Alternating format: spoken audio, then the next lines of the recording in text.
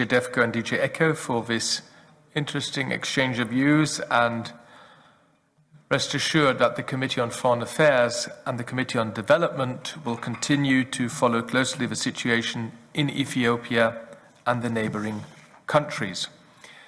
Colleagues, we move on to item number 8, and let me inform DEVE colleagues who are still connected, but of course they are welcome to also follow this item. We are dealing with another country in Africa, which is of large importance for us.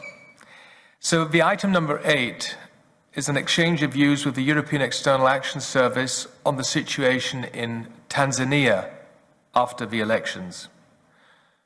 Bernard Quentin, the Deputy Managing Director for Africa at the European External Action Service, will stay with us also for this item until 12 o'clock. We also have again with us Mr. Hans Stausboll, Head of DJ Defco's Unit for East Africa and the Horn of Africa, who is also available to answer possible questions.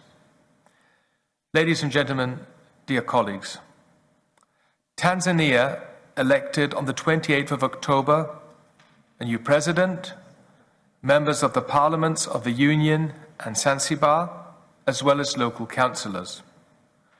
The incumbent president, Mr. Magufuli, won 84% of the vote. However, there are serious allegations that opposition candidates didn't benefit from a level playing field during the electoral process. Moreover, there are reports of irregularities and violence. Michelle Bachelet, the United Nations High Commissioner for Human Rights, has asked for investigations into allegations of human rights violations before, during, and after the elections. Mr. Tundu Lissu, Tanzania's opposition presidential candidate, has left the country. He is currently in Belgium, and I had the opportunity to speak to him on the phone this morning.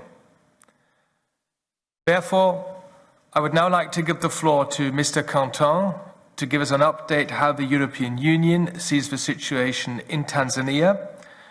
Mr. Quentin, I would like to give you the floor for 10 minutes, and afterwards, interested colleagues can take the floor either by raising the hand button or indicating in another way that you would like to ask questions. So, Mr. Quentin first, and then Mr. Stausboll, if you want to add something. The floor is yours. Thank you, Mr. Chairman. Before touching upon the electoral matters, we do think it important to quickly replace Tanzania in its broader context in the region and its relation with the EU. Tanzania enjoys indeed peaceful relations with neighbors, and engagement should be maintained. Tanzania prides itself in its peaceful history, and this legacy framed within a careful narrative dating back to Nyerere's leadership. Tanzania is a member of SADC, EAC, and also ICGLR. It has not shown an intense commitment to the multilateral initiatives as at other moments in the past. It is in everybody's interest that this engagement is maintained. Regional security cooperation is very important, for example, also with Mozambique, vis-à-vis the recent spillover of violence in the Cabo Delgado region. Traditional friction with Kenya, seen as economic and more successful competitor, has never gone beyond a safe threshold. Uganda is a relatively minor economic partner, but Museveni has never stopped paying respect to the 1979 Liberation War legacy. Rwanda is a more sensitive neighbor, but Tanzania's cooperation with Burundi, including with the new government, is important. It goes far beyond the relation with its neighbors. Tanzania is indeed an important contributor of peacekeepers in UN missions around the world, a little bit less than 2,000 people on the ground in August 2020, notably in Africa, Eastern DRC, Central African Republic, South Sudan, but also in Lebanon. Let me now tackle the electoral issue in mainland and Zanzibar. The campaign was mostly peaceful, and opposition was able to campaign, including the main leader, Tundu Lissu. But There were some incidents with the implementation of security and logistic provisions and a careful monitoring by electoral bodies that led to temporary suspension and fines for some candidates. The main problem was the absence of the level playing field, as the party in power, CCM, was so much stronger and better organized as incumbent, and with better access to institutions and to financial and legal means. The restriction on media freedoms and some activists over the previous months and years also affected the opposition, although all leaders were present and some of the media. Election results. Out of 264 elective seats at the National Assembly, 256 went to the party in government, Shamasha Mapinduzi, CCM. In Zanzibar, out of 50 elective seats at the House of Representatives, 46 went to CCM. Although the multi-party system established in 1992 remains in place, the result put CCM in a position of total control of the Parliamentary Assembly. As you mentioned, Mr. Chairman, President Magufuli was re-elected with more than 84% of votes, and Dr. Mwinyi was elected President of Zanzibar with 76% of votes, while a very credible opposition leader was considered to have worse result than in previous occasions. Participation was 58% according to the official figures, but empirical calculation of different observers rather hinted at 26-27%. The EU expressed its concern about reduced political space ahead of the elections, and in a declaration on 2 November stating, and I quote some part of the declaration of 2nd of November, the EU notes with regret the disruption of social media before, on and after election day, claims of opposition candidates that they did not benefit from a level playing field during the electoral process, as well as the limited possibilities for electoral observation. In Zanzibar, tensions were reported with deadly violence, including allegation of excessive use of force by state organs. The EU encouraged an open, constructive and inclusive dialogue between the government of Tanzania, opposition political parties and civil society, and recognizes peaceful expression of opinion as essential to multi-party democracy and civil freedom. End of quoting. So, the EU has made clear its preoccupation on due process in the run-up and during the electoral process. We have notably regretted that these elections were less transparent than past cycles. Technical electoral observation has been reduced to a minimum, both from international and domestic observers. Unfortunately, the EU never got an answer to our application to deploy an electoral experts mission. The situation in Zanzibar is particularly concerning, and political instability in the archipelago is not a good sign. It is uncertain that a government of national unity or other conciliatory means that had some traction in the past will play out to diffuse tensions and find positive paths.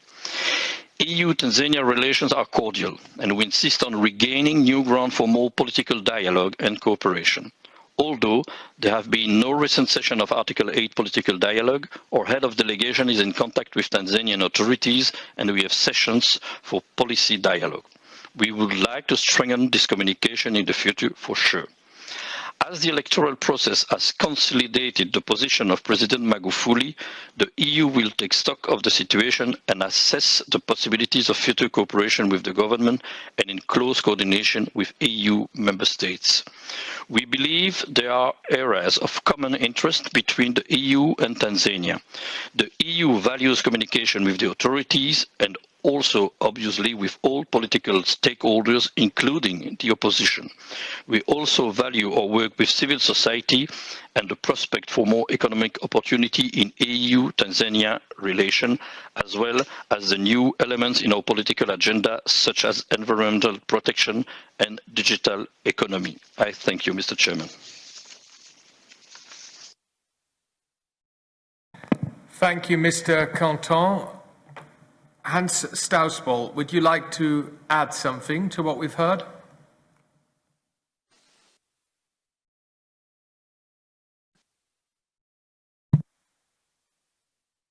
Stausboll, you have the floor. Please press the speak button. Does it work? Does it work now? It's okay. Yes, I think it speak. does. Thanks a lot, Mr. President. Very briefly from my side and from the Commission side, obviously the members of the AFET will be aware that the last 2 years we have had a relatively difficult relationship with Tanzania since the expulsion of our head of delegation some years back. And since then we have been struggling a little bit both with the what I would call the political dialogue. There has been several attempts from the side of the EU to reach out to the authorities of Tanzania, and they have not really accepted that invitation for dialogue.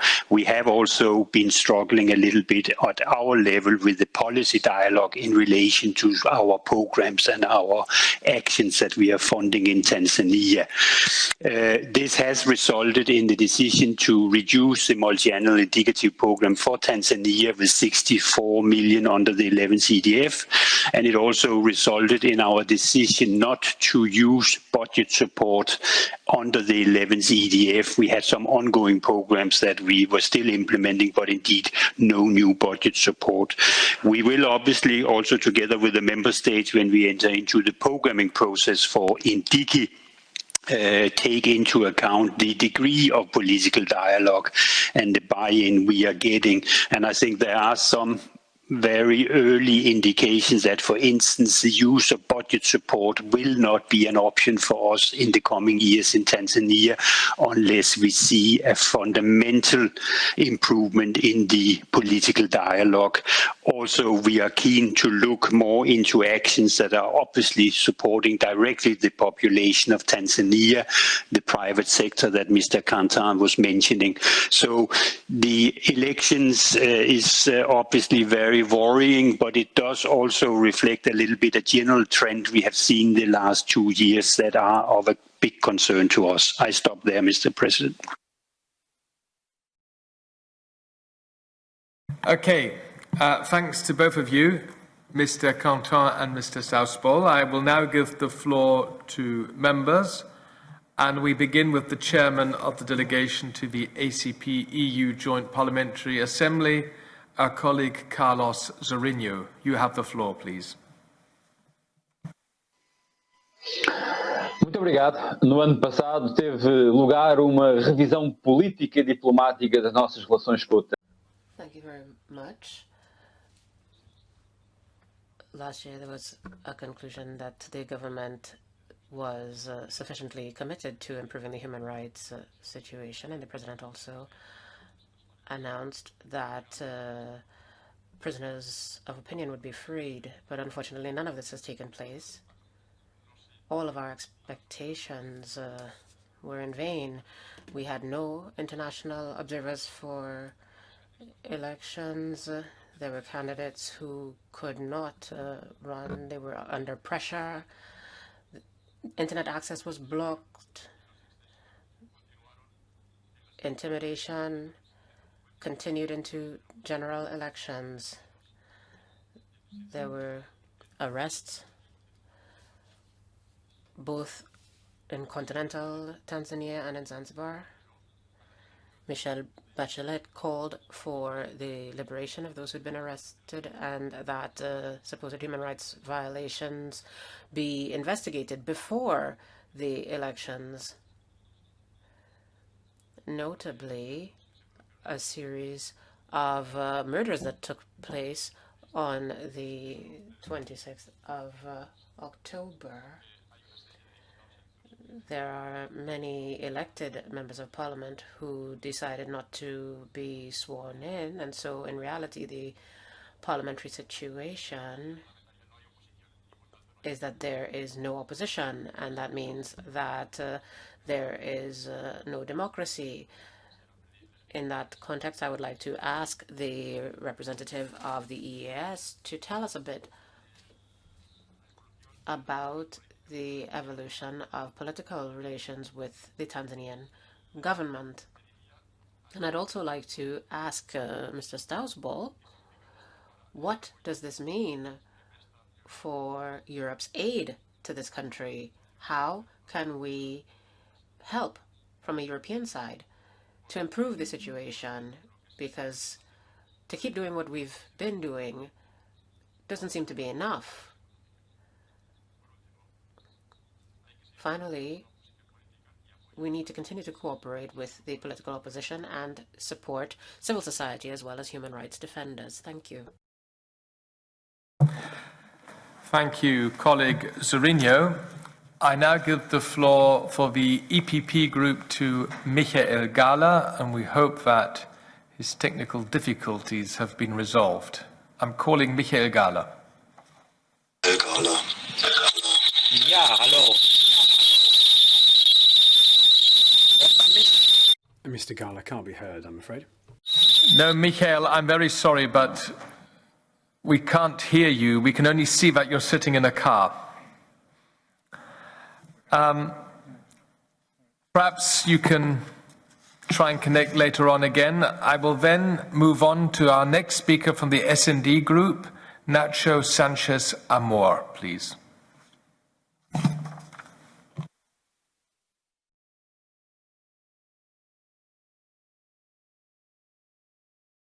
Mr. Sanchez, you have the floor. Can you please press the speak button?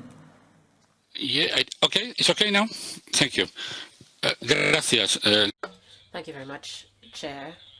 I'm very happy to be so aligned with Carlos Zorrinho. The question is, are we going to do something different when an African country starts to be infected by the populist pandemic? And one of the few hopes of stability and prosperity that we had in Africa seems to be going down the drain. Or are we going to just continue business as usual? Because why are we sending electoral observers to spread democracy if these observations have no consequence? And most of all, what are the causes that cause any backtracking in terms of democracy to not have any impact in Europe? We need to ask ourselves the question, if this is a trend, as the representatives of the Commission have said, if it's been a trend for a while, the European reaction cannot just be to observe elections. We need to act before elections so that the elections themselves can have a little bit of credibility. There is one thing that I would like to highlight, and that's the issue of security in the south. For the past year, there was a problem of security in the north of Mozambique that was imported into Tanzania, and it was said that there were jihadist groups carrying out violent Islamist radical actions, and some young people had been sequestered or kidnapped from the north of Mozambique to be indoctrinated into this. But now the impression is different, and it seems that there are attacks in the south of Tanzania.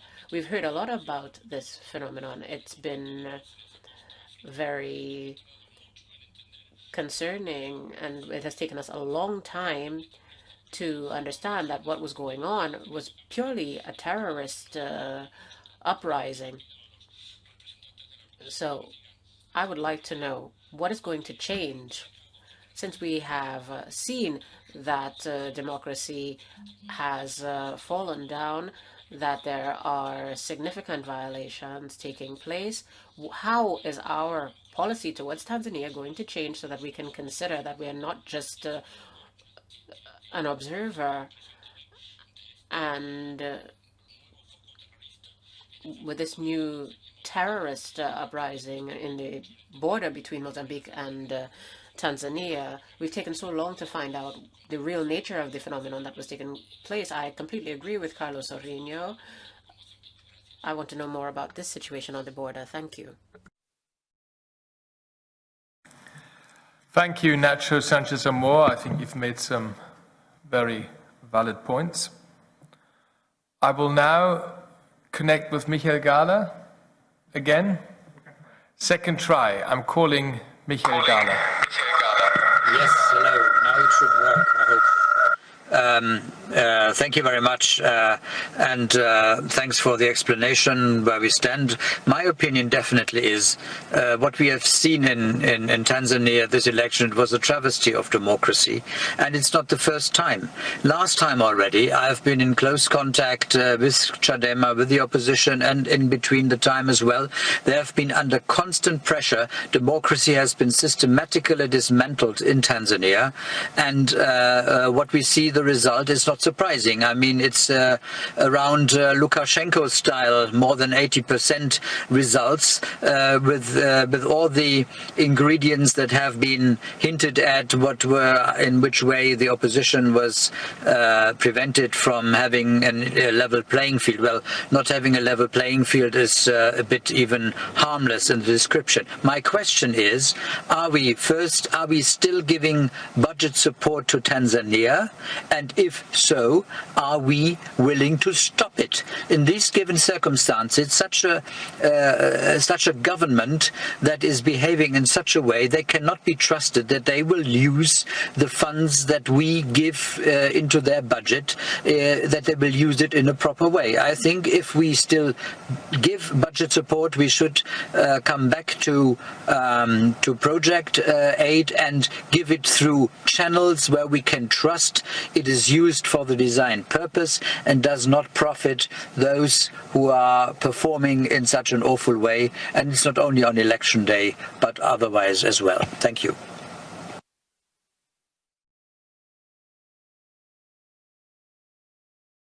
Thank you, Michael Gala. I believe you have shared very legitimate concerns about the situation in Tanzania, and I'm very sure that our guest speakers from the European External Action Service and DJ DEFCO will respond. Now, the next speaker on my list is Paulo Rangel. Paulo?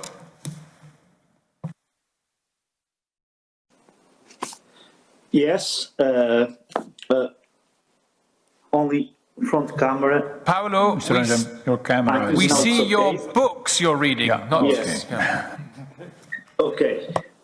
Now you have not only books, but myself. So I'd like to start to say that we naturally are very, very concerned with this huge deterioration of the civic and democratic sphere in Tanzania, and especially with the repression and even the persecution of the opposition politicians. So what I think is that we have to wonder if European Union should not act in such a manner that the funds that are provided to Tanzania could be at stake. How we can grant that these funds are used for the right purpose. This is the main thing. Then, probably I think we should, about this issue of funding and of supporting development in Tanzania, see if we can manage to orientate this aid, or even some suspension of the aid, to get different position from the institutional authorities now. Let me also recall that EPP, but not only EPP, but EPP with a leading role, we have been calling the attention to also the very, very, very serious insurgents in the north of Mozambique, to the regional and even geopolitical and even global threat of Daesh. And I must say that now we have some developments because Tanzania authorities have already acknowledged that these attacks in the borders between Tanzania and Mozambique, they are attributed to terrorists. So I think that we also should encourage the bilateral cooperation and the regional cooperation to face this problem. So European Union should also address this humanitarian crisis, but also geopolitical crisis that we are living in the south of Tanzania and north of Mozambique. The movements in the border are crucial to explain how the situation has been deteriorating all across 2020 and especially in the 2 last months. So I also would like to call your attention to this problem of the North Mozambique and even South Tanzania. Thank you very much. Thank you. And the final request to speak comes from Zeliana Zofko from the EPP Group. Thank you, Chair. My question goes to European delegation. So the European Parliament resolution called for EU to closely monitor the human rights situation in Tanzania, particularly through regular reporting by its delegation, and called specifically for the EU delegation to provide emergency protection and support for human rights defenders. It has come to our notice that human rights defenders have fled Tanzania. What program or actions did the delegation have on the ground to protect human rights defenders in Tanzania? If none, why not?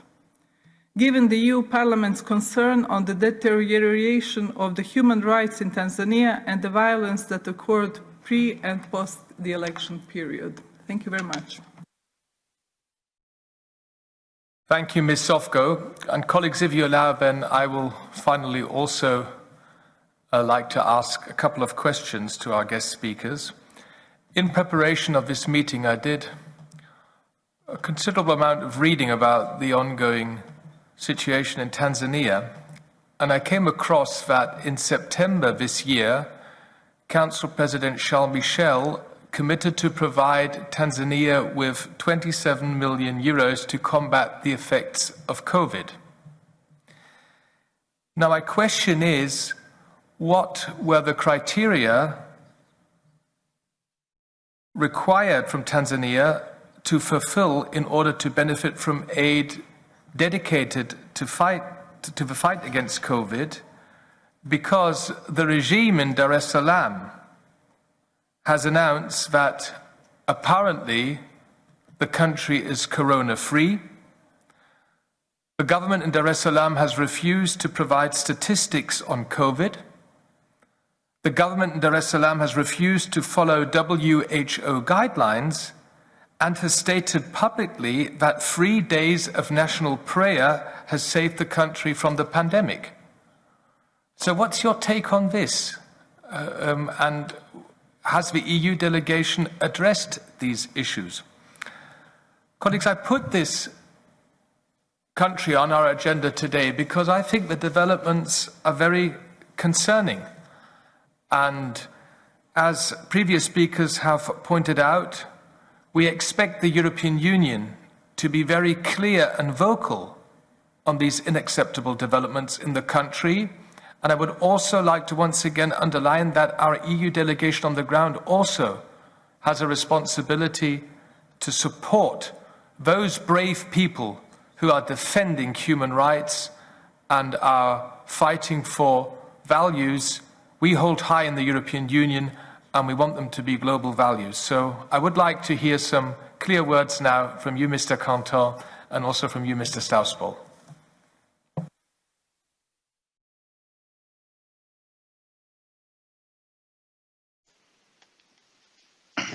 Allô?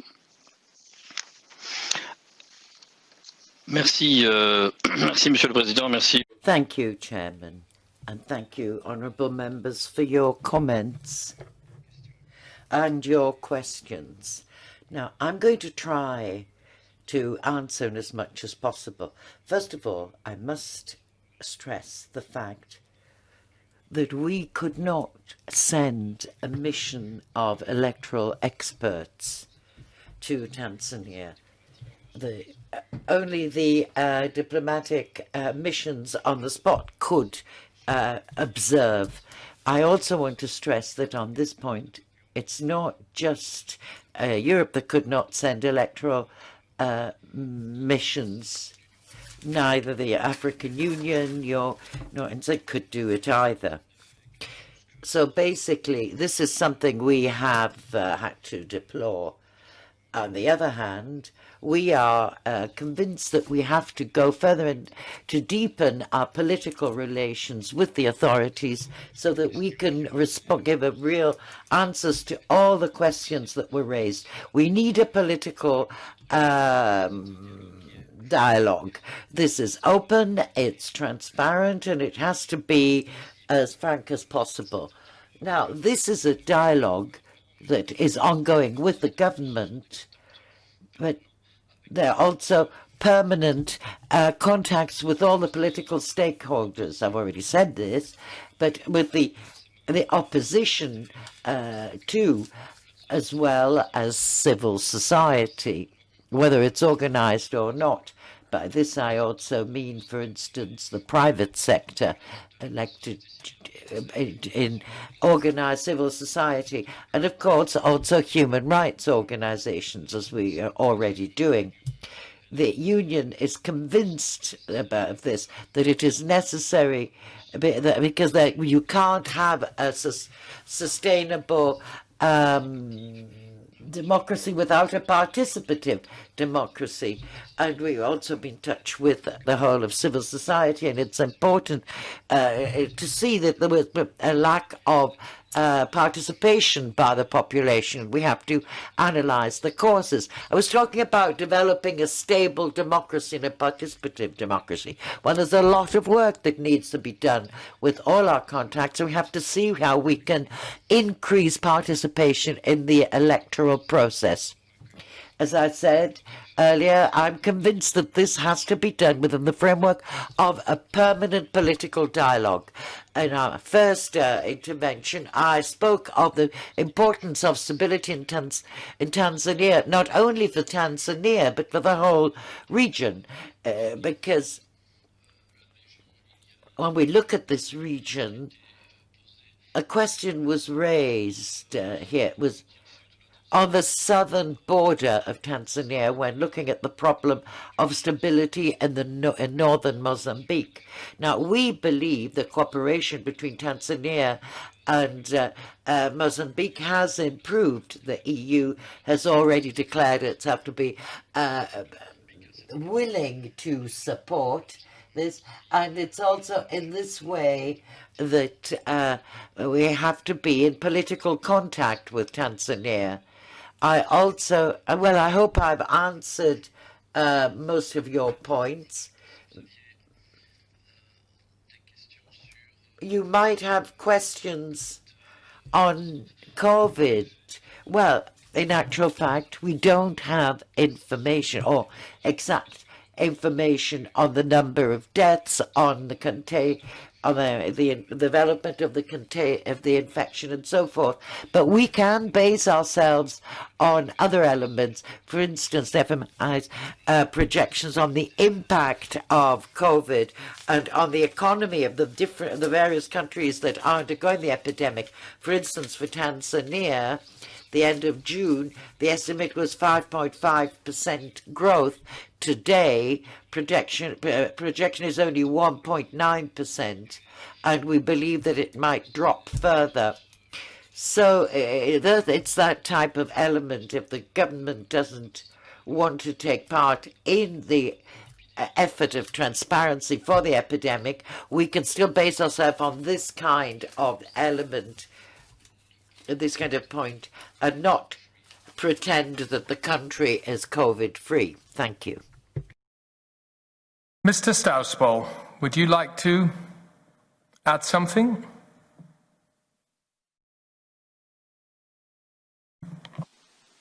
Yes, I would indeed, Mr. President, and I will try to use clear language. We hope we always use clear language, but I will do my best in this situation. There was a number of questions related to the financial cooperation, and I will try to respond to that. Maybe starting with the point of Mr. Rangel about the possibility of suspend altogether the financial cooperation, and indeed, as the members will be aware, in order to do that, we would have to apply the Article 96 of the Cotonou Agreement, which is being used relatively rarely and that we felt was not justified to do in the Tanzanian context at this stage.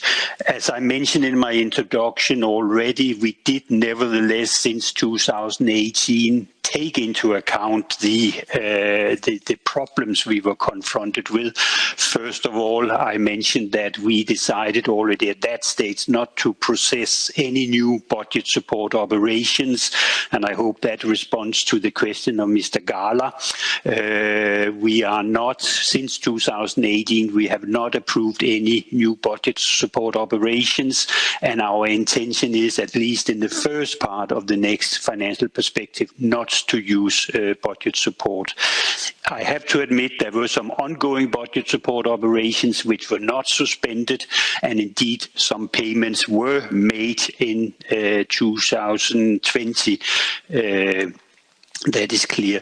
Mrs. Sonka asked a question about support for human rights defenders, and indeed we do have the instrument in place. We have used it in Tanzania, but of course our possibilities for protecting human rights defenders, apart from the political support we can give, is relatively limited in terms of funding their expenses and these type of things.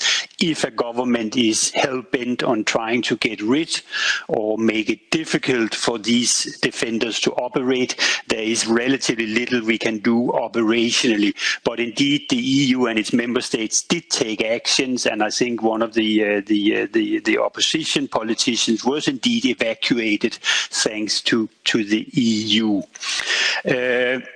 There was a general question from both Mr. Sorinho and also Mr. Sanchez. Are we going to change our policy, and how can we use aid to achieve our political objectives and upheld our fundamental values?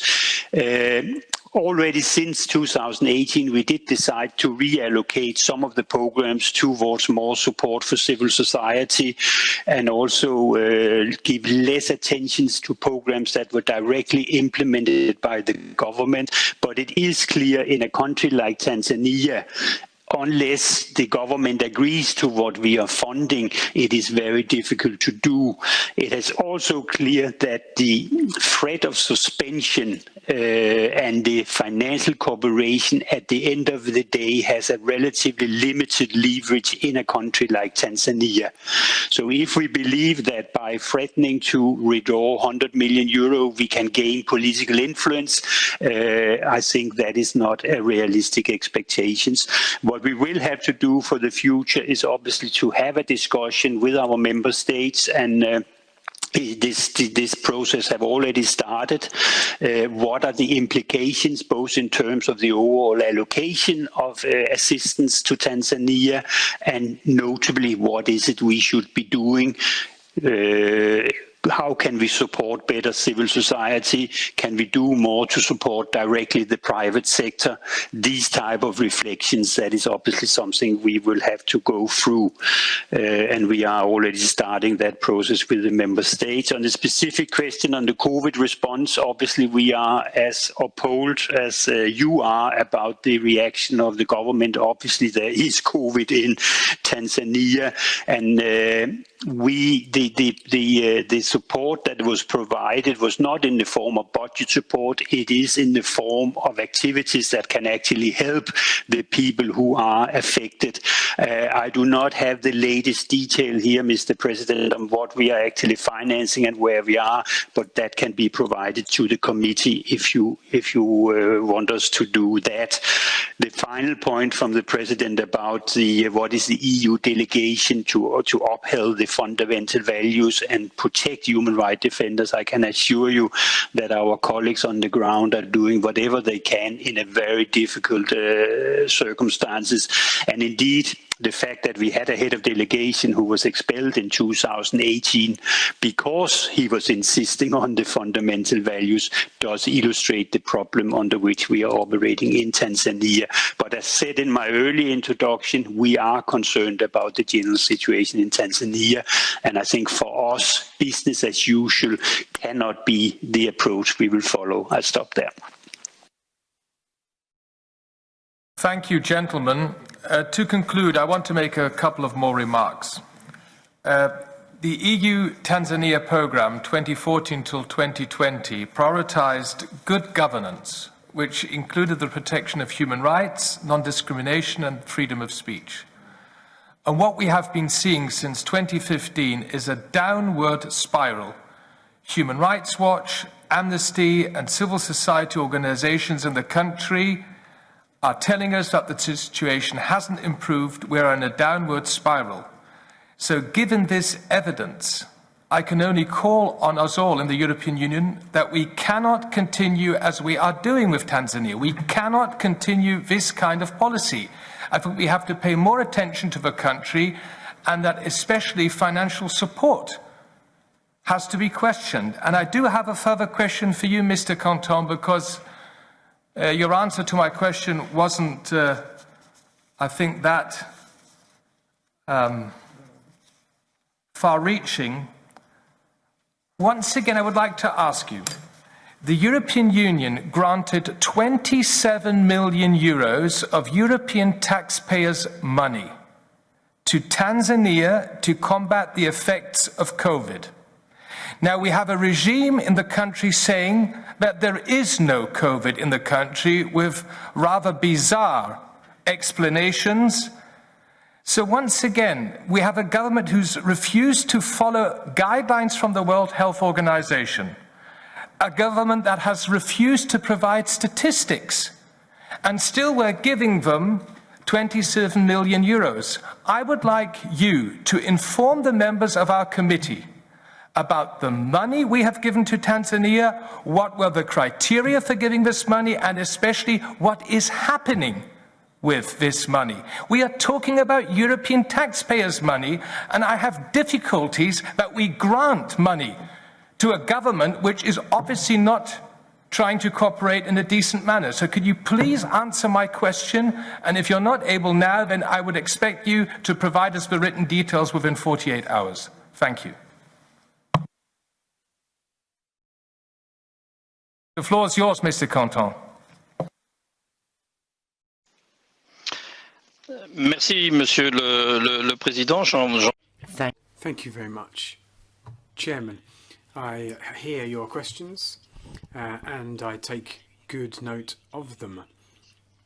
As my colleague from the Commission has said, I'm unable to give you all of the details right now on the way in which the 27 million were calculated and how they are allocated, but I do understand your concerns in that respect. And the disparity between the political posturing of the government and our attempts to deal with what we believe to be the reality on the ground. You did suggest that I could give you a written answer in 24 hours. I can commit to doing that, and I will give you all of the details that you require in answer to your question in writing. Thank you. Mr. Canton, colleagues, we have no interpretation, but I have one more request to take the floor. Is that correct? So we will continue in English. Oh, no, okay. Thank you, Mr. Canton. First of all, thanks for providing the information. I think we really need to have a closer look at this. And I would also like to underline that we will continue following the situation in Tanzania in this committee too, like we are following the situation in many other countries. But it's interesting if you start digging into what's actually happening with European money in African countries, you start to raise questions. And I think these questions need to be thoroughly answered in full detail, because we are responsible for the effective spending of European taxpayers' money. So I would like to thank you, Mr. Canton and Mr. Stausboll, for attending this meeting. I would like to thank colleagues for asking very interesting questions. I will close the meeting now, and we will resume at 4:45, then with a session on the situation in Serbia and Montenegro. Thank you.